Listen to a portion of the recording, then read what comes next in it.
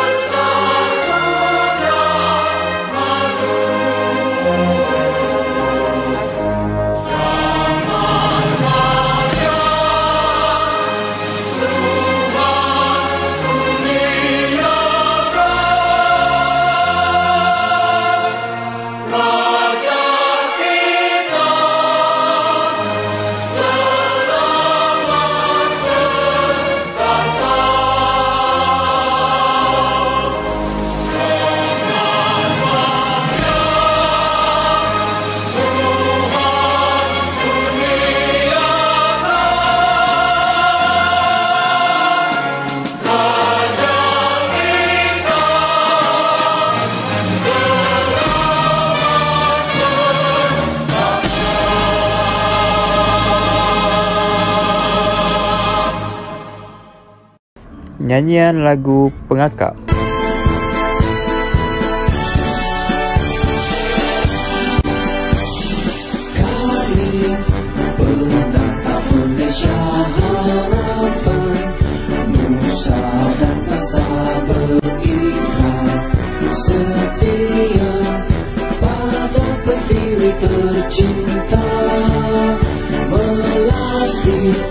Generasi muda menjadi insan yang berguna, persetiaan pengakap, terus berpegang bersama, menolong orang setiap masa, pernah berbakti di mana sahaja demi Tuhan, Raja dan negara.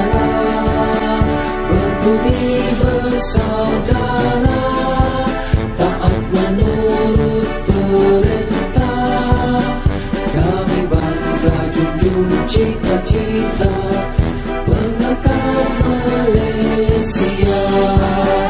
Kami bangga junjung cita-cita pengakap Malaysia.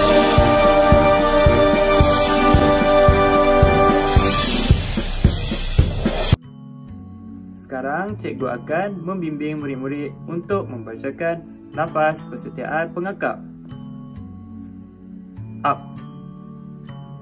Bahawa dengan sesungguhnya saya berjanji dan bersetia yang saya dengan seberapa daya upaya saya akan taat kepada Tuhan, Raja dan Negara, menolong orang pada setiap masa menurut Undang-Undang Pengakap. Seterusnya kita akan membaca doa bagi memohon keberkatan untuk perjumpaan kita pada petang ini. Bagi yang beragama Islam, boleh bersama-sama aminkan doa cikgu, dan bagi yang bukan beragama Islam boleh membaca doa mengikut kepercayaan masing-masing. Bismillahirrahmanirrahim. Allahumma aftah alaina hikmataka wa anshur alaina min khazaini rahmatika ya arhamar rahimin. Rabbi shrah li sadri wa yassir li amri wahlul 'uqdatam min lisani yafqahu qawli. Amin. Baiklah murid-murid, sekarang kita akan memasuki topik utama pembelajaran kita pada hari ini. Baiklah, hari ini kita akan belajar ikatan dan simpulan. Semalam, cikgu ada ingatkan murid-murid untuk menyediakan seutas tali sebelum murid-murid menghadiri perjumpaan pada petang ini. Cikgu berharap murid-murid sudah bersedia dengan tali untuk kita sama-sama belajar ikatan dan simpulan. Sebelum itu, mari kita lihat apakah yang dimaksudkan dengan ikatan dan simpulan. Baiklah murid-murid, mari kita lihat apakah yang dimaksudkan dengan simpulan. Simpulan digunakan kepada objek yang kecil ataupun sederhana sahaja. Tali yang digunakan untuk melakukan simpulan juga kecil ataupun sederhana. Sama ada murid-murid sedar ataupun tidak, kita telah menggunakan simpulan pada kehidupan seharian kita. Sebagai contoh, kita mengikat tali kasut menggunakan simpulan. Baiklah, antara simpulan-simpulan yang kita akan belajar pada hari ini seperti simpulan buku sila, manok, bunga geti dan lain-lain. Baiklah, mari kita lihat pula apakah yang dimaksudkan dengan ikatan. Ikatan digunakan pada objek yang panjang dan besar seperti buluh, balak, kayu, tiang dan lain-lain. Ikatan digunakan untuk membina sesuatu seperti menara, jambatan, tiang bendera dan lain-lain. Pada hari ini, kita akan belajar 5 jenis simpulan sahaja. Pada kelas yang akan datang ataupun perjumpaan yang akan datang, kita akan belajar pula tentang ikatan ataupun simpulan yang lain. Adakah murid-murid sudah bersedia untuk belajar ikatan dan simpulan pada hari ini? Baiklah, kalau murid-murid tak bersedia, jom kita belajar simpulan yang pertama, iaitu simpulan buku sila. Baiklah murid-murid, simpulan pertama yang kita akan pelajari pada hari ini ialah simpulan buku sila. Di hadapan cikgu terdapat simpulan yang dinamakan simpulan buku sila. Baiklah murid-murid, simpulan buku sila ini merupakan simpulan asas yang perlu diketahui oleh semua ahli pengakap. Hal ini kerana simpulan ini sangat berguna di dalam kehidupan seharian, di dalam perkhemahan ataupun di waktu kecemasan. Antara fungsi-fungsi ikatan ataupun simpulan buku sila ini ialah yang pertama, digunakan untuk membalut kain luka ataupun anduh ketika berlaku kecederaan ataupun kecemasan. Seterusnya, kita juga boleh menggunakan ikatan ataupun simpulan buku sila ini untuk menyambungkan dua tali yang sama saiz. Simpulan buku sila ini dianggap penting kerana ia senang untuk disimpulkan dan senang untuk dibuka. Jadi dia akan mempercepatkan proses sesuatu perkara. Jadi mari kita lihat teknik untuk melakukan simpulan buku sila. Baiklah murid-murid, untuk melakukan ikatan buku sila, kita memerlukan dua hujung tali seperti ini. Baiklah, sekarang cikgu nak minta murid-murid ikut cikgu. Kita goncangkan tangan kanan, kita goncangkan tangan kiri. Baiklah, kalau dah bersedia, jom kita belajar ikatan buku sila. Baiklah, yang pertama, kita akan letakkan tali yang berada di tangan kanan di atas tali yang berada di tangan kiri, di atas. Kemudian kita akan simpulkan seperti biasa. Kemudian kita akan letakkan tali yang berada di tangan kiri di atas tali yang berada di tangan kanan. Baiklah, letakkan seperti ini dan simpulkan. Dan jadi buku sila. Pastikan loopnya boleh digerakkan seperti ini. Baiklah, kita akan ulang sekali lagi. Yang pertama, kita akan letakkan tali yang berada di sebelah tangan kanan di atas tali yang berada di tangan kiri. Dan kita akan pusingkan seperti ini. Baiklah, sekarang kita akan letakkan pula tali yang berada di tangan kiri di atas tali yang berada di atas tangan kanan. Dan simpulkan. Okey, dapat? Kita ulang sekali lagi. Kali ini kita akan ulang dengan lagu pula. Ikut cikgu nyanyi ya. Kanan atas kiri, simpul simpul simpul. Kiri atas kanan, simpul simpul simpul. Mudah kan? Sekali lagi. Nyanyi sama-sama dengan cikgu. Kanan atas kiri, simpul simpul simpul. Kiri atas kanan, simpul simpul simpul. Okey, dah siap. Bagi yang tak dapat kecap, boleh ulang balik video ni. Baiklah, seperti yang cikgu mentionkan tadi, fungsi buku sila ini ialah mudah dibuka. Jom kita lihat cara untuk buka buku sila ini. Yang pertama, pegang di sebelah kiri. Murid-murid seperti ini. Kemudian kita akan tarik cabangnya ke bawah. Tarik ke bawah. Kemudian kita boleh lurutkan simpulan ini keluar dengan senangnya. Itulah simpulan buku sila. Sekarang kita akan belajar pula simpulan yang kedua yang dinamakan simpulan tindih kasih. Baiklah murid-murid, secara asasnya tindih kasih ini merupakan simpulan untuk membuat sebuah gegelung yang tidak menjerut. Baiklah, antara fungsinya ialah membina gegelung tali yang tidak menjerut.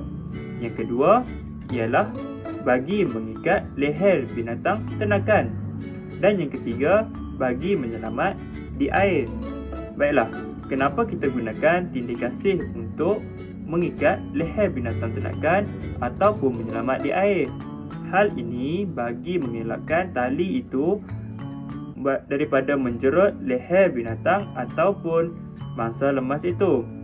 Baiklah, di sini cikgu ada tunjukkan dua contoh.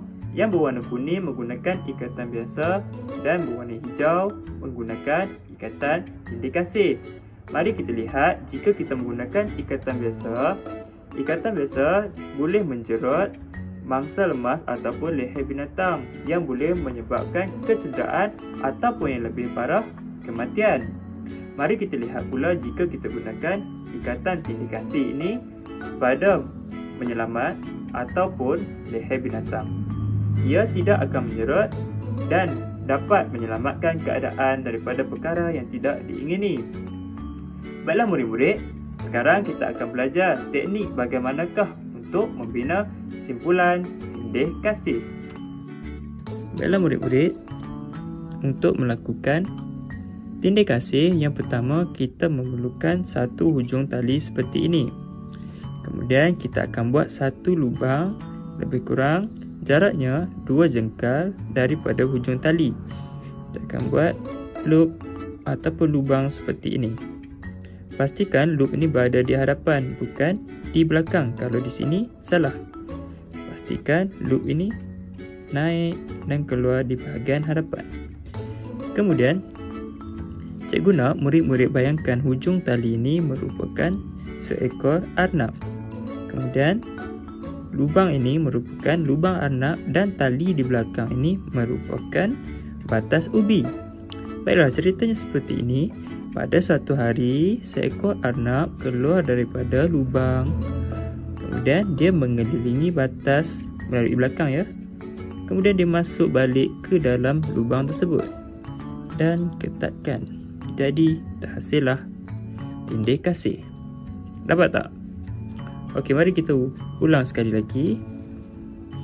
Pertama kita akan buat lubang arnab. Kemudian pada suatu hari, ikut cikgu. Pada suatu hari arnab keluar lubang. Pusing batas ubi, arnab masuk lubang. Okey, siap. Tak apa, yang tak dapat kita akan ulang sekali lagi. Kali ini yang lebih perlahan. Kita akan buat satu loop. Pastikan loop ini macam ni ya. ditutup macam ni. Kemudian pada satu hari Arnab keluar lubang, keluar daripada belakang ya, masuk daripada belakang dan keluar. Kemudian dia mengelilingi daripada belakang dan masuk semula ke dalam lubangnya. Okey, dah siap. Inilah yang dinamakan tindih kasih. Baiklah murid-murid, sekarang kita akan belajar pula simpulan yang ketiga yang dinamakan simpul manuk. Simpul manuk sangat penting kerana banyak digunakan ketika perkhemahan dalam membina kemah ataupun membuat gadget. Di hadapan cikgu ini terdapat simpul manuk yang telah cikgu lakukan untuk dipertontonkan kepada murid-murid. Baiklah murid-murid, sekarang jom kita lihat apakah fungsi simpul manuk. Yang pertama, simpul manuk digunakan untuk mengikat tali pada tiang ataupun balak. Hal ini kerana simpul manuk ini sangat kukuh kerana tidak mudah terburai. Seterusnya, simpul manuk ini juga digunakan untuk mematikan ikatan serom dan seraya. Baiklah, sekarang jom sama-sama dengan cikgu kita belajar bagaimanakah untuk membuat simpul manuk. Baiklah murid-murid, untuk melakukan simpul manuk, pertama kita akan pegang tali seperti ini. Okey. Kemudian kita akan buat dua gelungan tali di belah kiri dan di belah kanan. Okey, di sebelah kiri kita akan buat gelungan yang mempunyai garis straight line ini berada di hadapan. Ya, dia berada di hadapan. Untuk di sebelah kanan pula kita akan buat satu gelung, tetapi garis ini, tali straight line ini berada di belakang. Okey, di hadapan, di belakang.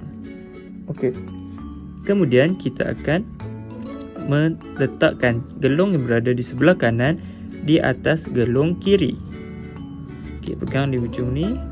Kemudian terhasillah simpul manuk. Baiklah, kita akan ulang sekali lagi. Okey, pegang tali seperti ini. Pertama kita akan buat loop di sebelah kiri. Pastikan tali yang straight ini berada di hadapan. Kemudian di sebelah kanan pula kita buat satu loop dengan memastikan tali yang straight ini berada di belakang. Kemudian kita akan meletakkan loop di sebelah kanan di atas tali, di atas loop sebelah kiri dan pegang dan tarik. Jika murid-murid dapat tanda pangkau seperti ini, maka terhasillah simpul manuk murid-murid. Senang bukan? Baiklah murid-murid, sekarang kita akan memasuki simpulan yang keempat pula. Simpulan yang keempat ini ialah simpul balak. Baiklah, simpul balak ini mempunyai fungsi yang terhad, tetapi amat berguna jika digunakan pada situasi yang betul. Baiklah, antara kegunaan simpul balak ialah bagi mengikat kayu balak, tiang kapal ataupun bungkusan yang besar supaya senang ditarik.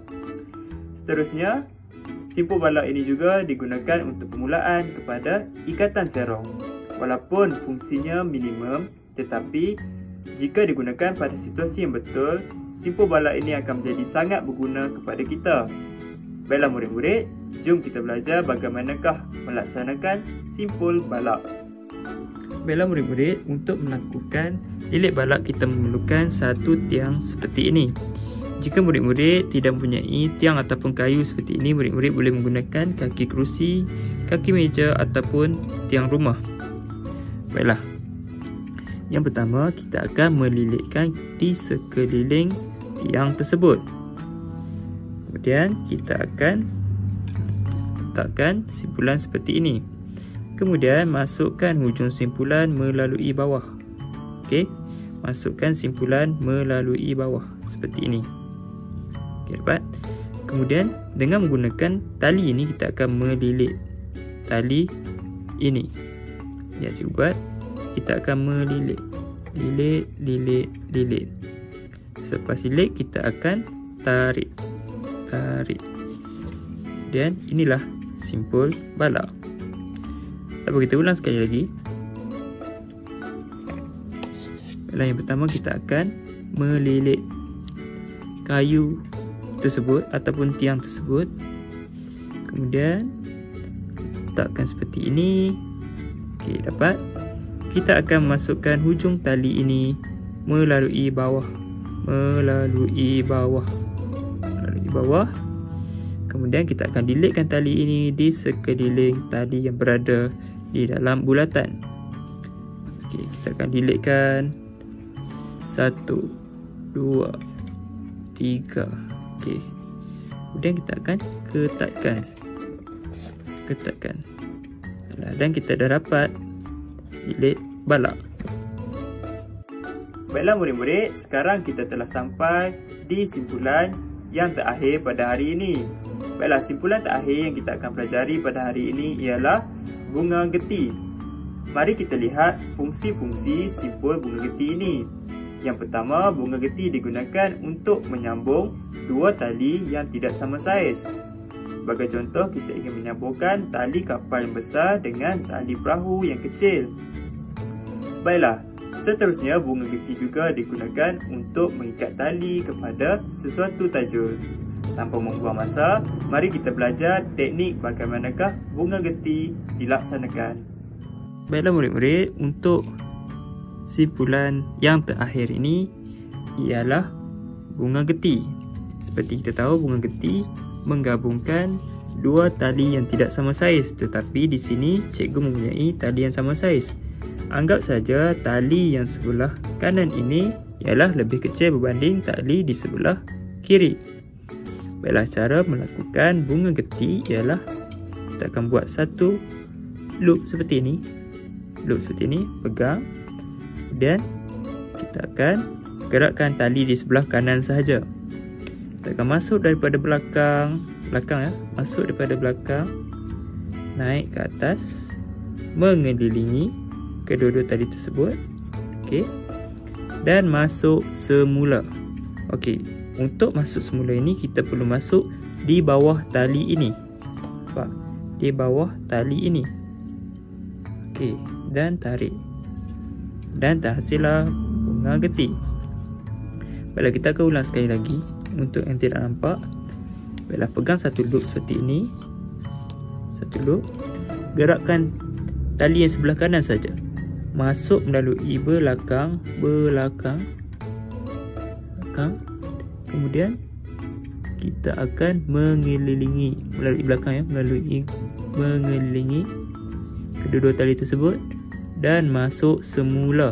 Tetapi masuk ini kita akan silangkan di bawah tali ini. So, dan tarik sehingga ketat seperti ini. Terhasillah bunga geti. Baiklah, cikgu akan ulang untuk sekali lagi.